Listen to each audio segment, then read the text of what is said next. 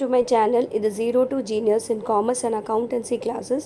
நம்ம பார்க்குறது level standard accountancy uses of accounting information. Right.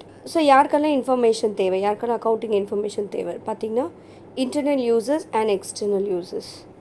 Internal users பார்த்தீங்கன்னா owner, management and employee.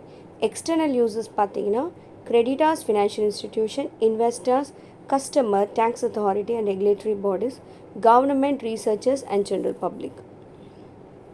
Internal usersனா உள்ளுக்குள்ள லைக் ஆர்கனைசேஷனுக்குள்ளே இருக்கிறவங்க மட்டும்தான்.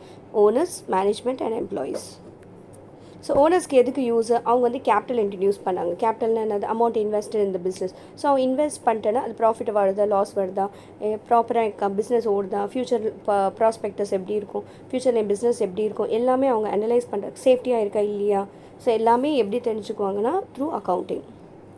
மேனேஜ்மெண்ட்னா என்னது, அவங்க மேனேஜ்மெண்ட்க்கு எதுக்கு தேவை, அவங்க வந்து சேல்ஸ் அண்ட் பர்ச்சேஸ் எப்படி இருக்குது, ஸோ எக்ஸ்பென்சஸ் சேல்ஸ் ப்ராப்பராக இது இருக்குது, பேலன்ஸ் பண்ண முடியுதா, ஸோ எம்ப்ளாயீஸ் எல்லாம் ப்ராப்பராக ஒர்க் பண்ணுறாங்க இல்லையா, கேபிட்டல் ஸ்ட்ரக்சர்ஸ் எப்படி இருக்குது, நம்ம சால்வென்சி பொசிஷன், நம்மளால் கடன் வாங்கினாக்கா நம்மளால் கட்ட முடியுமா இல்லை, எல்லாமே இந்த வேரியஸ் திங்ஸ் நம்ம அனலைஸ் பண்ணுறது வந்து மேனேஜ்மெண்ட்டு. ரைட். நெக்ஸ்ட்டு எம்ப்ளாயீஸ் எதுக்கு தெரிஞ்சுக்குவாங்க, நம்ம கெப்பாசிட்டி ஆஃப் பிஸ்னஸ் எப்படி இருக்குது. ஏன்னா பிஸ்னஸ் சரியாக ஓடலைனாக்க என்ன பண்ணுவான், எஸ்கேப் ஆகிடுவாங்க, வேறு பிஸ்னஸில் வேறு கம்பெனியில் போய் அவங்க சேர்ந்துடுவாங்க. ஸோ நம்மளோட பிஸ்னஸோட கெப்பாசிட்டி எப்படி இருக்குது, அவங்களால ஃபர்தராக ஒர்க் அவுட் பண்ண முடியுமா இல்லை, நம்ம ரென்யூமரேஷன் பே பண்ணுவாங்களா, ஒர்க்கிங் கண்டிஷன்ஸ் எப்படி இருக்குது, நமக்கு ரிட்டையர்மெண்ட் பெனிஃபிட்ஸ் எல்லாம் கொடுப்பாங்களா இல்லையா, ஸ்டெபிலிட்டி எப்படி, க்ரோத் இருந்தால் மட்டும்தான் நம்மளால் அங்கே ஒர்க் பண்ண முடியும். ரைட். இதுதான் வந்து எம்ப்ளாயீஸ். External users என்னது, outside the organization. Creditors and financial institution என்னது, suppliers of goods and services. Creditors நம்ம ஒரு கடனாக வாங்கணும்னா ஐதர் நீங்கள் சப்ளையர்கிட்ட வாங்கினாலும் ஒரு பேங்க்கில் வாங்கினாலும் உங்களுக்கு என்ன தேவை, உங்களுக்கு ப்ராப்பராக பிஸ்னஸ் எப்படி இருக்குது, லிக்விடிட்டி பொசிஷன் எப்படி இருக்குது, ஸோ உங்களால் கடன் கட்ட முடியுமா, சால்வென்சியாக நீங்கள் இருக்கீங்களா இல்லையா, உங்களுக்கு ஒரு கடன் கொடுத்தா நீங்கள் பிரின்சிபலும் இன்ட்ரெஸ்ட்டும் பே பண்ணுவீங்களா இல்லையா அப்படின்னு அனலைஸ் பண்ணுவாங்க. அது எப்படி அனலைஸ் பண்ணுவாங்க, த்ரூ அக்கௌண்டிங். இன்வெஸ்டர்ஸ்னால் என்னது, இன்வெஸ்ட் பண்ணிட்டேன்னா இன்வெஸ்ட் பண்ணுறதுக்கு முன்னாடி எல்லாம் நம்ம செக் பண்ணுவோம். இந்த பிஸ்னஸ் எப்படி இருக்குது, பிஸ்னஸ் கண்டிஷன்ஸ் எப்படி இருக்குது, நம்ம ரிஸ்க் ஏதாவது இருக்கா, ஃப்யூச்சர் ஏர்னிங்ஸ் வருமா இல்லையா, எல்லாமே நம்ம அனலைஸ் பண்ணுறது வந்து இன்வெஸ்ட்மெண்ட்னா the amount who invest for our business is called as an investors.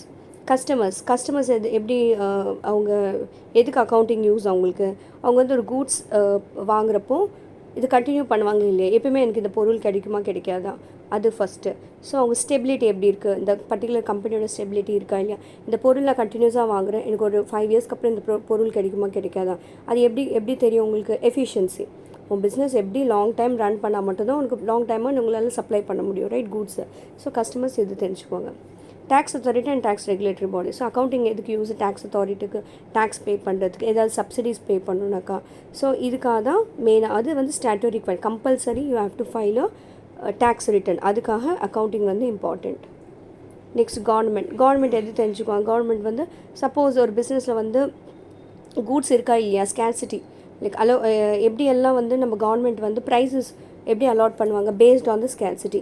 So இந்த பொருள் கிடைக்குதா இல்லையா, பொருள் கிடைச்சிச்சுன்னா ஓகே, கிடைக்கலனாக்கா எப்படி நம்ம வந்து எப்படி ஹெல்ப் அவுட் பண்ணணும் பப்ளிக்கை அப்படின்னு சொல்லி இதெல்லாம் எப்படி தெரிஞ்சுக்குவாங்கன்னா த்ரூ அக்கௌண்டிங்ஸில். So accounting agencies have to ensure the guidelines for pricing are followed.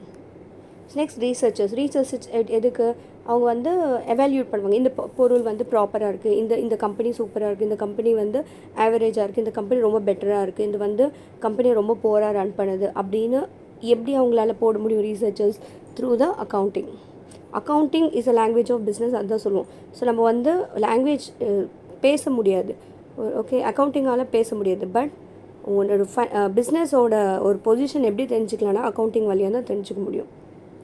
General பப்ளிக்னா the general public at large can view earning capacity. So நம்ம வந்து ஒரு கம்பெனி பேர் சொன்னால், ஃபார் எக்ஸாம்பிள் நான் டாட்டா கம்பெனி சொன்னால் it is well worst company. So ஒரு goodwill இருக்குது, அதுக்கு ஒரு நல்ல பேர் இருக்குது, அவங்க சோஷியல் ரெஸ்பான்சிபிலிட்டிஸ் எல்லாம் இது பண்ணுவாங்க. சோஷியல் ரெஸ்பான்சிபிலிட்டி என்னென்னா லைக் பப்ளிக்கெல்லாம் நன்மை செய்கிறது தான் சோஷியல் ரெஸ்பான்சிபிலிட்டி.